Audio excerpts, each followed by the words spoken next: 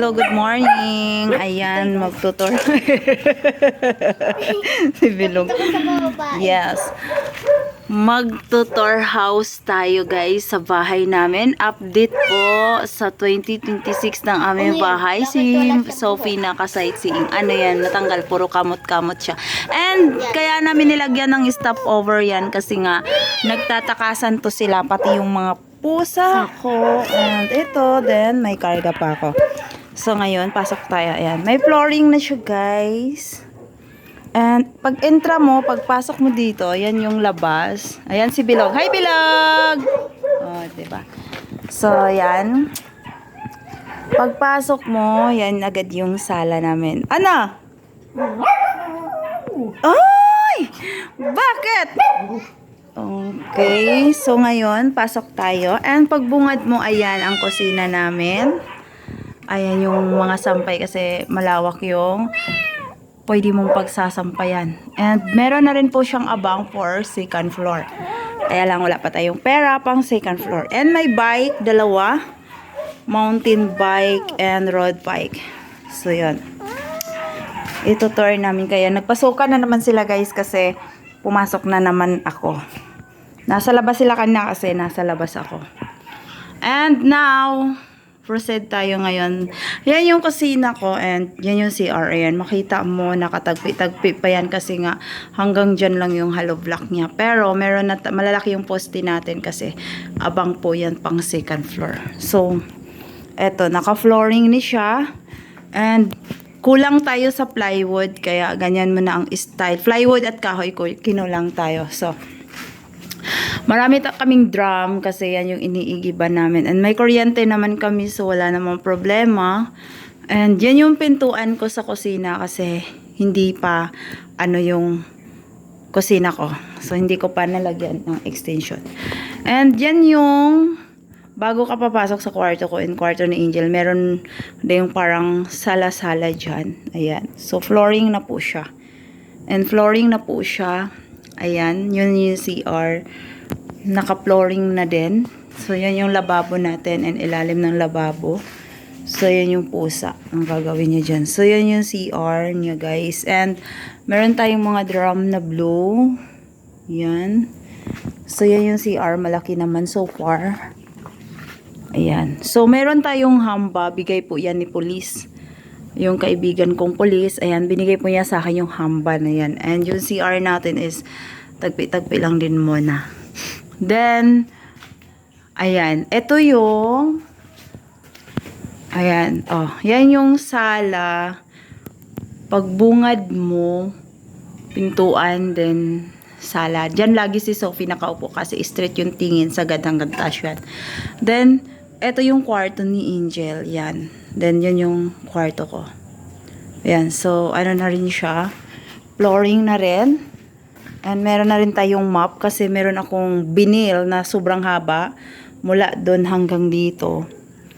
Tiniklop ko muna kasi ano siya, para makarelease yung ano. Tubig kasi nagmumoist para matuyo. Then, yan yung kwarto. Ang lawak, ang laki. Ayan. Sa mga ayan, so hindi pa tayo tapos dyan sa taas, kulang pa tayo ng mga hollow block dyan. Pero, konti na lang din yan, dahan-dahanin lang natin, matatapos din yan.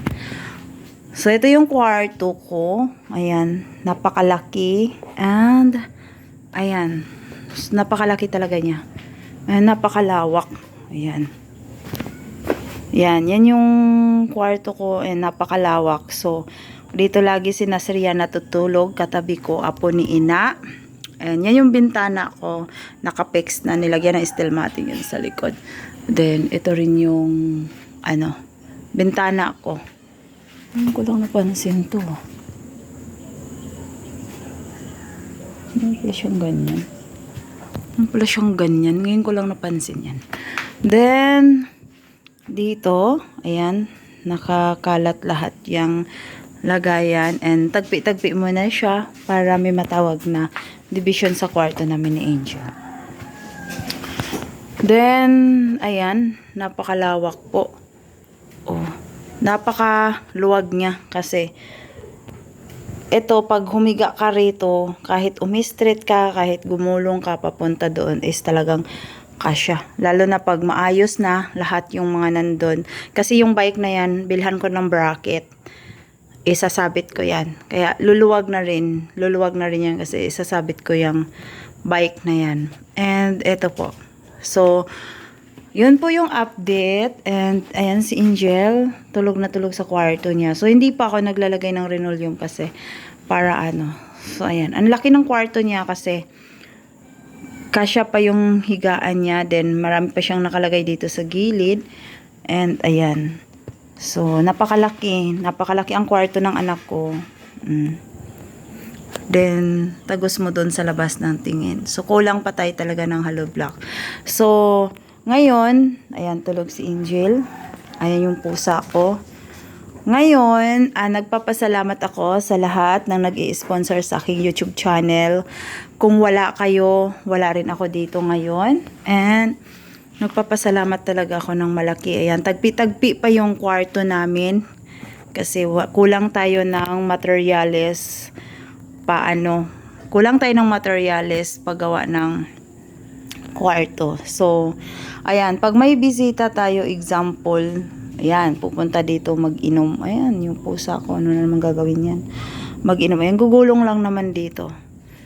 So, yan, nilagyan ko ng stuff over yung pintuan ko kasi sila naglalayasan. So, ayan, thank you so much nga pala sa lahat na nag-sponsor at tumulong dito sa bahay na mabuo. Pero, maraming pagsubok na pinagdaanan, maraming narinig ng mga kwento na which it's hindi naman totoo.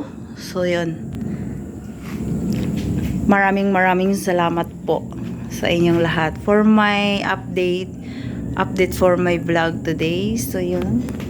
Andito tayo ngayon. Ang laki po talaga ng lawak niya. Ayan. Yan po yung kwarto ko, NCR. Then, bago ka papasok, ayan, may sala-sala dyan. Kwarto ni Angel, tas napakalawak dyan. Tas sala. And papunta dito sa lababo ko. So, ang lawak. So, yan guys. Welcome for my vlog. Thanks for watching.